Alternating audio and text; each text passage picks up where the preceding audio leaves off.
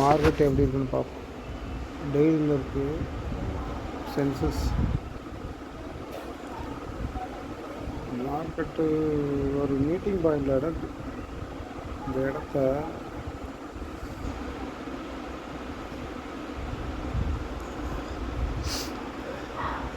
1 2 3 4 5 6 7 நாளும் டச் பண்ணியிருக்கேன். அந்த இடத்த வந்து டச் பண்ணிட்டு போகுது. அதில் காந்தம் இருக்கணும் மொத்தத்தில். அந்த மாதிரி மார்க்கெட்டு கீழேருந்து மேலே போயிருக்கு. இது ஒரு ஷூட்டிங் ஸ்டார் உள்ளார். இது இன்வெர்டர் கேமரு, இது ஹேங்கிங் மேனு, இது ஷூட்டிங் ஸ்டாரு. நாளை கீழே தான் வரணும். இந்த இடத்துல வரும்போது ஒரு பையிங் நடக்கும். இல்லைன்னா அதில் இப்படி வந்துட்டு ஒரு விக்கு மாதிரி அடிச்சுட்டு திரும்ப மேலே போய்ட்டு 2 ரிட்டர்ன் வரும்போது தான் கீழே பிரேக் ஆகும். பார்ப்போம் எப்படி வருதுன்ட்டு. ஆனால் இது மேலே இதில் ஒரு மீட்டிங் பாயிண்ட் இருக்குது.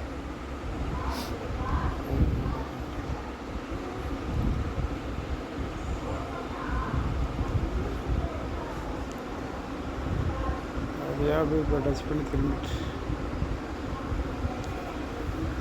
நாளைக்கு கீழே உடைக்கணும். உடச்சி இந்த டார்கெட்டு ரீச் ஆகணும். ரீச் ஆச்சுன்னா நல்லா ஃபாஸ்ட்டாக போகும். நாளைக்கு சென்சஸ் எக்ஸ்பைரி. இந்த இது உடச்சி கீழே க்ளோ ஓப்பன் போட்டு கீழே வந்துட்டான்னா நல்லா ஃபாஸ்ட்டாக வரும். டார்கெட் ரீச் ஆக மாட்டேங்குது. அதுலேயே மேலேயே கோல்ட் ஆகிட்டு கிடக்கு. பார்ப்போம் 5 மினிட்ல எப்படி இருக்குன்னு பார்ப்போம். 1 ஹவரில் பார்ப்போம். 1 ஹவர் என்ன சொல்லுன்னு பார்ப்போம். 1 ஹவரும் லைட்டாக பார்த்துட்டோம்னா எங்கே போகிறோன்னு தெரியுது.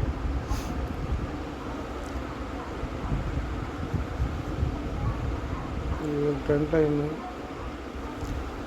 லைட்டாக பிரேக் ஆகிருக்கு. மார்க்கெட்டை பாருங்கள். கீழேருந்து மேலே போகுது. இதுதான் கடைசி கேண்டில்.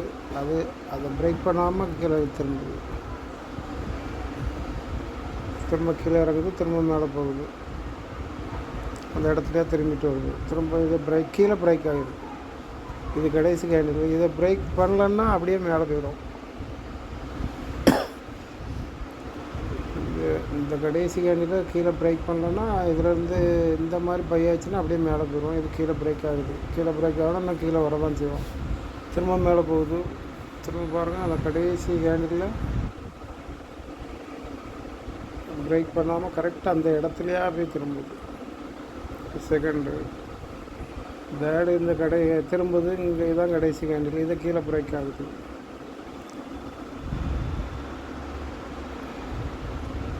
திரும்ப கீழே பிரேக் ஆகி திரும்ப மேலே போகுது. இதுதான் கடைசி கேண்டில். அந்த இடத்துலையா போன உடனே தெரிஞ்சிடுது. 10 டைம் பிரேக் ஆகினாலும் அந்த இடத்துக்கு போனோன்னே திரும்புது.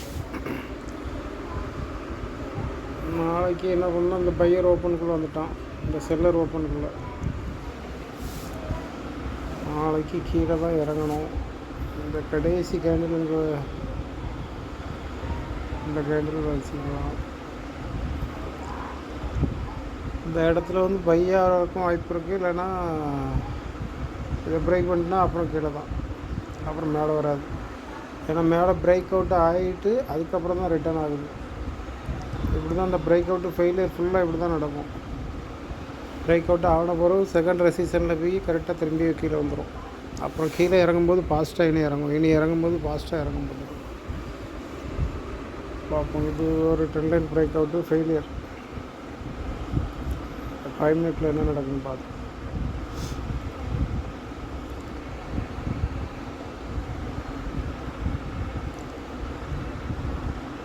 இதுதான் ஓப்பன் கேண்டில். நல்ல பையிங் ப்ரெஷர்.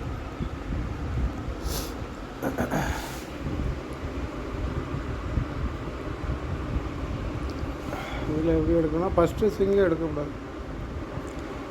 பையிங் ப்ரெஷர்னு போனாலும் ரெண்டாவது ஒன்று இதில் திரும்பணும், இந்த இடத்துல திரும்பணும். இல்லைன்னா இங்கே இந்த இதில் திரும்பணும். நல்ல ஃபுல் பேக் என்ட்ரி. ரெண்டாவது வரும்போது எடுத்துட்டா ஒரு நல்ல ஒரு சூப்பர் ட்ரேட் எடுத்துக்கலாம். ஃபஸ்ட்லேயும் ட்ரேட் எடுத்துருக்கலாம். அது எப்படின்னா உடனே எக்ஸிட் பண்ணியிருக்கணும். இந்த இருக்குது ஒரு செல்லரை பையர் வின் பண்ணுறான், திரும்ப அதில் ஒரு ரெட் கலர் கேண்டில் வந்து நிற்குது, அதுக்கப்புறம் என்ட்ரி எடுக்கலாம். இதில் எடுக்கணும்னா இதில் ஒரு ஸ்விங் இருக்குது, இதில் இருந்து திரும்புறக்கும் வாய்ப்பு இருக்குது. பார்த்துருங்க, ஆனால் பையிங் ப்ரெஷர் இருக்கிறனால அப்படி எடுக்கலாம். இந்த மாதிரி ட்ரேடு வந்து எடுக்கக்கூடாது. ஏன்னா கன்ஃபார்மாக நம்மளுக்கு போகணும்னு தெரிஞ்சால் மட்டும்தான் எடுக்கணும். சும்மா ட்ரேட் எடுத்தோன்னா எப்படியும் லாஸ் தான்.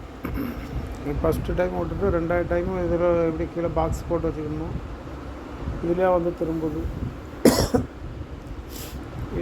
இதில் கூட ஒரு என்ட்ரி எடுக்கலாம். ஏன்னா எடுக்கக்கூடாது, இருந்தாலும் இந்த என்ட்ரி கண்டினியூ ட்ரெண்டு கீழே வரையும் போகும் அப்படிங்கிறத இந்த கடைசி கேண்டில் இருக்குது. அதை இந்த பையரை செல்லர் வின் பண்ணிட்டான், திரும்ப வந்து இந்த ரிஜெக்ட் ஆகுது. இதுக்கப்புறம் தான் என்ட்ரி எடுக்கணும். இந்த ஸ்பின்னிங் டாப்புக்கு அப்புறம் இந்த இது வரையும் தான் டார்கெட்டு. இப்படி ஒரு சின்ன நம்ம என்ட்ரி எடுக்க முடியும், டார்கெட் ரீச் ஆகிரும், அது எல்லாம் லாஸ் பண்ணி கொடுக்கும். ட்ரெண்டு கீழே இறங்க போதுங்கிறத இந்த கேண்டில் நம்மளுக்கு காமிச்சு கொடுக்குது. அப்புறம் கீழே வந்து இதில் வந்து எப்படி திரும்பன்னு பார்க்கணும். கீழே வருது, இதுதான் ஒரு பையர் செல்லர் வின் பண்ணுறான். பாக்ஸ் எடுத்தால் தான் கொஞ்சம் கிளியராக தெரியும். கீழே ஒரு லைன் மட்டும் போடும்.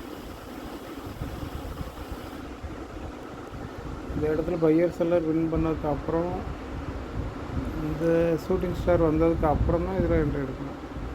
இந்த ஷூட்டிங் ஸ்டார் வந்து இந்த இதுக்கு வந்து கொடுத்துட்டேன், அது ஒரு ஸ்விங் மேலே போகும்போது அதில் போய் டச் பண்ணிவிட்டு நீங்கள் இதை ஷூட்டிங் ஸ்டார் வந்திருக்கோம் கீழே தான் இனி போவான்ட்டு அப்படியே எடுக்கக்கூடாது. ஏன்னா கீழே இது பையிங் ப்ரெஷர் உள்ள கேண்டில், இதில் வந்து கண்டிப்பாக திரும்ப இதில் ஒரு விக்கு இருக்குது, இந்த விக்கு பிரேக் பண்ணால் கொஞ்சம் கஷ்டம். பிரேக் பண்ணி அதுக்கப்புறம் வந்தப்பறம் தான் இதில் கீழே எடுக்கணும். மேலேருந்து இதிலேருந்து கீழே இறங்கிடும் அப்படின்ட்டு எடுக்கக்கூடாது. இந்த ஷூட்டிங் ஸ்டாரை பார்த்தெல்லாம் கீழே எடுத்துக்கக்கூடாது. நிறைய பேர் அப்படி எடுத்துருப்போம். இந்த கேண்டிலுக்கு அப்புறம் ட்ரேட் எடுக்கலாம். இந்த ஷூட்டிங் ஸ்டார் வந்த பிறகு இந்த கேண்டிலுக்கு அப்புறம் கூட எடுக்கலாம், இல்லைனா அதிலே எடுத்துடலாம். ஏன்னா ஃபஸ்ட்டு இந்த ஸ்விங்கிக்கு அந்த டார்கெட் ரீச் ஆகிட்டு, இனி அடுத்தது போனால் இப்படி தான் டார்கெட் எங்கேயாட்டும் போய் ரீச் ஆகும், சும்மா உடனே திரும்பாது. இந்த கடைசி கேண்டில் இப்படி தான் மேலே போகிறதுல கடைசி கேண்டில், ஆனால் மேலே பிரேக் பண்ணிடுச்சு. அப்போ நம்ம என்ட்ரி எக்ஸிட் பண்ண வேண்டியதில்லை. இந்த கேண்டில் என்ட்ரி போட்டிருப்போம், இதில் என்ட்ரி எக்ஸிட் பண்ண வேண்டியதில்லை. ஏன்னா இது நல்ல ஸ்ட்ராங்கான பையிங் ப்ரெஷர் தான். இந்த ஸ்விங்கெல்லாம் பிரேக் பண்ணி மேலே போயிட்டான். இனி அப்படின்னாலும் பெருசு அளவில் இறங்காது. அது இறங்குறது அந்த கீழே இது ஒரு ஸ்பின்னிங் டாப் இருந்ததுன்னா அதை கீழே இறங்குறது கொஞ்சம் கஷ்டப்படும். அது வரையும் கரெக்டாக அந்த விக்கில் கொடுக்க, இல்லைன்னா அந்த பாடியில் வந்து திரும்பி மேலே போகும். அப்புறம் இதில் எக்ஸிட் பண்ணால் இந்த செல்லர் ஓப்பன் லைன் போடுவோம், அதுக்கு மேலே தான் அடுத்தது செல்லர் இருக்காங்க. ட்ரெண்டு போய் கண்டினியூ ஆகிட்டே தான் இருக்குது. இந்த செல்லரில் ஒரு லைன் போடுவோம். இப்போ இந்த கீழே இருந்து போகிறது வந்து இந்த கடைசி கேண்டில் பிரேக் ஆகுதான்னு பார்க்கணும். இல்லைன்னா மேலே போவோம், அதை பிரேக் பண்ணலன்னா கீழே தான் வரும். இதெல்லாம் கடைசி கேண்டில் பிரேக் ஆகலை, அதுக்குள்ளே திரும்புது. அதனால் இனி கீழே தான் இறங்குவோம். கீழே எங்கே வரையும் போகுதுன்னு பார்க்கலாம். இது இவ்வளோ தூரம் போகும்போது இந்த கேண்டில் க்ளோஸ் கொடுத்தோன்னு நம்ம எக்ஸிட் பண்ணிடலாம். அது வரையும் கூட வெயிட் பண்ணலாம். ஏன்னா இந்த செல்லர் ஓப்பனாக இது பிரேக் ஆகலை. இப்போ போயிட்டு அங்கே மேலே பிரேக் ஆகலை, மேலே பிரேக் பண்ணால் தான் அப் அண்ட் ஆகும். மேலே பிரேக் பண்ணலன்னா எடுக்கக்கூடாது. அதுக்கப்புறம் எப்படி எடுக்கலான்னா, கீழே இறங்குது, இந்த செல்லர் ஓப்பனாக பிரேக் பண்ணி உள்ளே போகுது, திரும்ப இந்த பையர் ஓப்பன் உள்ளே போகுதா ரிஜெக்ட் ஆகுதான்னு பார்க்கணும். நல்லா பையர் ஓப்பனுக்கு உள்ளே போகல, அந்த இடத்துலையா ரிஜெக்ட் ஆகுது. இந்த ஸ்பின்னிங் டாப்புக்கு அப்புறம் என்ட்ரி எடுக்கணும். இந்த ஸ்பின்னிங் டாப் வந்ததுக்கு அப்புறம் தான் எடுக்கணும். அதுதான் ஒரு நல்ல ரிஜெக்டான கேண்டில், சூப்பரான. இதில் ஒரு என்ட்ரி போட்டோன்னா அப்புறம் எங்கே டார்கெட் இருக்குன்னு பார்க்கணும். கீழே எங்கே எவ்வளோ தூரம் போகணுன்னா கீழே இறங்கும்போது இந்த மாதிரி விக்கு இருந்தது. இந்த ஷூட்டிங் ஸ்டார் இருக்குல்ல, இது இந்த மாதிரி மேலே விக்கு இருந்ததுன்னா அந்த விக்கு வரையும் தான் போக முடியும். இந்த விக்கு இல்லைன்னா இந்த கடைசி ஹேண்டில் வரையும் வந்துடுவான். ஏன்னா ட்ரெண்ட் அப் ட்ரெண்டாக இருக்கா, பையாக தான் செய்யும். அதுக்கப்புறம் இதிலேருந்து மாற்றம் வந்தது பையாக. இதில் எப்படி கீழே பிரேக் ஆகணும்னா, இந்த ட்ரெண்டு இந்த இடத்துல பிரேக் ஆகுதோ இல்லை உள்ளே வருதான்னு பார்க்கணும். இப்படி கீழே இறங்கி இப்போ க்ளோஸ் கொடுத்துட்டுனா அப்புறம் மேலே போனாலும் கீழே தான் இறங்கும். அப்படி மேலே போனாலும் கீழே தான். இது கரெக்டாக இந்த விக்கு கொடுத்து பை ஆகுது. இதில் எக்ஸிட் பண்ணியிருக்கணும்.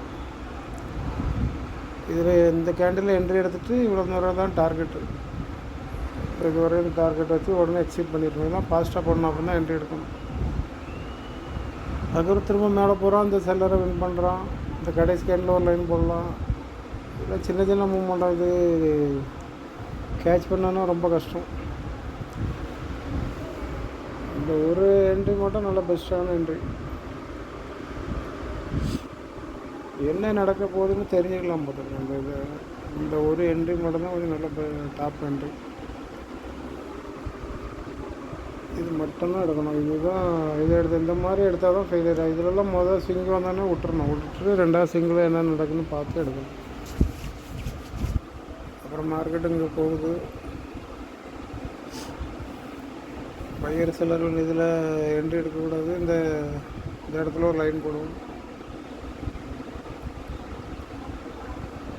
எடுத்தாலும் ஃபாஸ்ட்டாக எக்ஸிட் பண்ணணும். இதில் என்ட்ரி எடுத்தீங்கன்னா அது ஃபாஸ்ட்டாக திரும்புது. இந்த கடைசி கேண்டிலுக்கு உள்ளே போகுதான்னு பார்க்கணும், இல்லைன்னா உடனே எக்ஸிட் பண்ணணும்.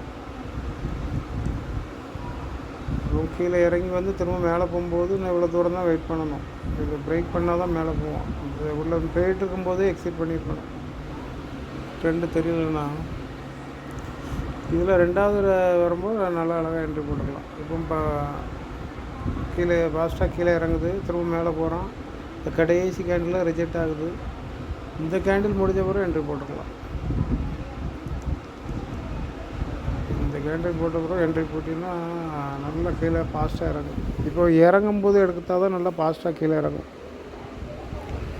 ஏறும்போது ஸ்லோவாக தான் இருக்கும். எவ்வளோ தான் பையிங் ப்ரெஷர் இருந்தாலும் மார்க்கெட்டு சூழ்நிலையும் சரியில்லாமல் இருக்குது. நியூஸை வச்சு தான் மார்க்கெட்டு இயங்கிட்டு இருக்கு. என்னனாலும் நடக்கும். இப்போ இறங்கும்போது இந்த கேண்டிலுக்கு அப்புறம் என்ட்ரி எடுத்தீங்கன்னா அப்புறம் இந்த பையர் ஓப்பனுக்குள்ளே போடும். பையர் ஓப்பனுக்கு உள்ளே வந்தாலும் மேலே பிரேக் ஆகலை, அப்புறம் கீழே வருது. இந்த பையர் ஓப்பனுக்குள்ளே வந்துட்டுனா கொஞ்சம் உஷாராக இருக்கணும். ஏன்னா இங்கே ஒரு பையர் இருக்கான், அப்புறம் பையாகி போயிடக்கூடாது. அப்புறம் இந்த இடத்துல லைன் போட்டு உள்ளே போகுதா ரிஜெக்ட் ஆகுதான்னு பார்க்கணும்.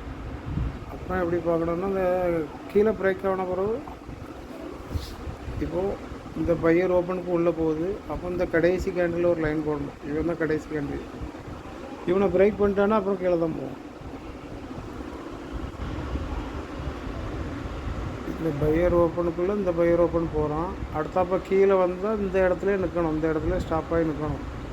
இந்த இப்போ கேண்டில் கடைசி கேண்டில் கீழே க்ளோஸ் பண்ணுறோன்னா அப்போ கீழே தான் போகும். அப்புறம் கீழே பிரேக் ஆகி திரும்ப மேலே வருது. மேலே வந்து இது உள்ளே இப்போது இது கீழே பிரேக் ஆகி திரும்ப மேலே போனால் இது கடைசி கேண்டிலாக இருக்கும். இது உள்ளே எப்படி போச்சுன்னா அப்புறம் ரெண்டும் மாறும். அப்படி போயிட்டு அப்படி கொடுத்துட்டு அப்புறம் கீழே வந்து கீழே பிரேக் ஆகுதான்னு பார்க்கணும். அதெல்லாம் அப்படியே பையாகி மேலே போயிடும். அப்புறம் அந்த இடத்துல வந்துக்கிட்டு அப்படி மேலே பையாயும் ஓடிடும். இப்படி தான் ட்ரெண்டு மாறும். இந்த பையர் ஓப்பனுக்குள்ளே போயிட்டு அப்புறம் கீழே இறங்கி இந்த இடத்துல ஸ்டாப் பண்ணி இதிலேருந்து பையாகி போகும். இப்படி தான் இந்த ட்ரெண்டே மாறுது. இப்போ இது வந்து இப்படி நம்ம கண்டுபிடிக்கிறது இருந்தோம், இல்லைன்னா அப்படியே வெயிட் பண்ணிட வேண்டியதான். இந்த இதில் ஒரு லைன் போட்டுற வேண்டியதான். உள்ள அப்படியே ரிஜெக்ட் ஆகுது. அப்புறம் அப்படியே கீழே இறங்கிட்டே இருக்குது. அப்புறம் அங்கே ஒரு பையர் ஓப்பன் இருக்கான். பிரேக் ஆகாதான்னு பார்க்கணும். நல்லா கண்டினியூவாக இறங்கிட்டே இருக்குது. இந்த பையர் ஓப்பனில் லைன் பண்ணணும். உள்ளே வருதான்னு பார்க்கணும். எல்லாம் தெளிவாக இருக்குது. இது அழகாக இறங்கிட்டே தான் இருக்குது. என்ன நடந்துட்டு போட்டுன்னு விட்ட வேண்டியது. இந்த பையர் ஓப்பனில் லைன் போடும். அப்புறம் உள்ளே போயிட்டான். அப்புறம் எக்ஸிட் பண்ணணும். இந்த இது உள்ளே போயிட்டான். இனி அடுத்தாப்புல மேலே இப்போ இந்த செல்லரை பிரேக் பண்ணியிருக்கானா, இனி இந்த கேண்டில் கடைசி கேண்டில் இதில் லைன் போட்டு இது இந்த கேண்டில் வந்து வர்ற ரெட் கலர் கேண்டில் அடுத்த கேண்டில் வந்து இதில் வந்து க்ளோஸ் கொடுத்து இப்படியே நிற்கணும், அப்போ தான் மேலே போவோம். இல்லைன்னா இதை பிரேக் பண்ணிட்டான் இப்படி கீழே இழுத்து வந்துட்டோன்னா அப்புறம் கீழே இறங்கி ஓடிடும்.